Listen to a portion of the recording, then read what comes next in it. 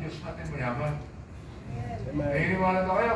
Amen. Na ang Diyos natin mayaman? Yes. Napakayaman. Naniniwala ba kayo dyan? Yes. Pag mahirap ka. Yan lang. Pag mahirap. Pag nakakailangan ka. O, sabihin mo sa akin, Pastor, iniinsulto mo naman ako eh. Nainsulto ka? Ha? Bakit? Taka mo eh. Nandiyan ang Bible na ako? Tama ba ako? Amen. Oh, ano mo? 2 Corinthians 8. Ganyan ha? 2 Corinthians 8. Ganyan. Ano nakalagay? 2 Corinthians 8 na. Babasa ulo kayo ng Bible?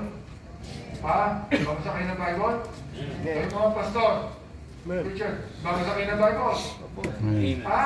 Uy! Yes, amen. Opo, amen. Amen kayo! Amen. Amen. Amen. Hindi lang ba? Kayo. Memorize pa. Kala nyo. Kapatid nyo. Amen. Kaya naman kayo sa verse. Yung iba sabi, For you know minsan. the grace of our Lord Lord Jesus Jesus Christ. Christ. Nakulungin ko. Alam nyo ang biyaya ng Panginoong Yeso Cristo. Tama? Amen. That though He was rich, na kahit siya ay mayaman. O tanong, mayaman ba ang Panginoon natin? Opo. Amen. Amen. Yan. Though He was rich, Yet, Yes, yet for for your your sake. sake, dahilan sa atin, he became poor. Mahirap siya. He became poor. Siya ay naging mahirap. Oh.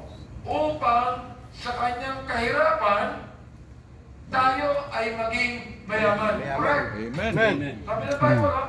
Yet, Diba? was poverty, 9 Corinthians 8:9. Tayo ay maging mayaman. Sa kanyang kahirapan, tayo ay naging mayaman. Eh, ba't mahirap ka? Yun lang. Ba't kulang ka? Ba't di mo kaya sumuntahan ang pamilya mo? Bakit yung mga anak mo, hindi mo mapag-aral yan sa mga paaralan? Tinawag pa ng Panginoon yan? Hindi, ikaw lang tinawag ng Panginoon eh. You do not tell your own children na tawagin sila sa ministry mo. Amen. Ikaw lang tinawag yan eh. Oh, di ba? Now, God promised to take care not only of you, but your family. Amen. Yes, sir. Amen. Ngayon, meron mga pastor. Ang anak, ako na lang mag-aral, hindi natin kaya mag-aral ka. Sa Bible College ka na lang. Pati Bible College, nilalang mo. Bible College ka na lang. Bakit? Libre. Ingat ito, Bible College. Alam niyo, sa totoo lang, ako nagkasalita, iniinsulto niyo ako. At pangalawa, iniinsulto mo ang Panginoon. Yes. Panginoon yan eh. Amen. Ayaw ng Panginoon, ito testimony yan. Gusto niyo ba mapahiya ang Panginoon sa inyo? Dapat nga may place Ah? yung Bible school. Maging failure kayo sa ministry niyo? God did not call you to be a failure. Amen. You become a failure because you're hard-headed. Amen. Amen.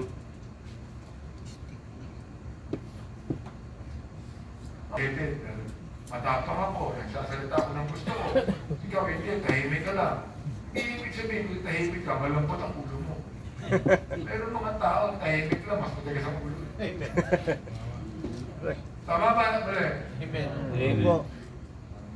Tama. Kayo ba nakakatulog kayo pag wala nakabautismuhan tuwing linggo? Ako hindi. Hindi pwede yung walang mabautismuhan sa gawain ko ng 1 week. Hindi pwede. Bakit? Maraming tao eh. Hello? Amen. Maraming tao ba wala? 120 million. Oh, Pilipinas. ang Pilipinas. Dami na. Hamunin mo yung mga member nyo. Yung mga marami dito mga member eh. Hamunin niya yan. Ha? Sino mga member dito? Kayo ba mga member kayo? Saan kayong church? Ang pastor nyo. Open. Buhok lang, hindi ka mapagpugupit eh. Gustuhin ka. Gustuhin mo ako eh. Amen. Pagkatapos ng mga parang. Yan ang goal nila eh. O kung ano. Sino ba? Ang Panginoon mo, hindi ka kawawa eh. Ha? Oo. Alam niyo, sa totoo lang, pati ang Panginoon, ginagalit mo eh. Panginoon mo siya, naaawa ka sa sarili mo. Tama po. Pagkatapos nito, uwi na kayo, hindi nyo na ako narinig. Kaya sinasabi ko na lahat ang dapat ko sabihin sa inyo. Hindi na ako narinig, di ba? Tama po. Nasa inyo na.